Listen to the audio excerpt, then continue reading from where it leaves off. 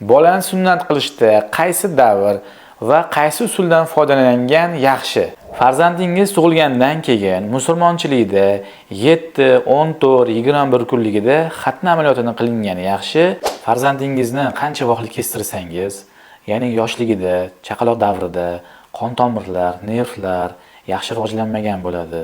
Og'rig'i juda ham kam sezadi. Ya'ni og'riqdan turadigan doni kuchi ketgandan keyin ham og'rig'ini juda kam sezadi. Katta yoshda kestirsangiz, birinchidan bola qo'rquv, psixologik travma olishi mumkin. Biz sunnat qilishda eng afzal usullardan foydalanamiz. Ya'ni lazerdan yaxshi, choksiz va qonsiz usuli. Bu usulning afzalligi yuradigan farzandingiz bo'lsa, amaliyot bajarilgandan keyin bemalol yurib chiqib ketaveradi.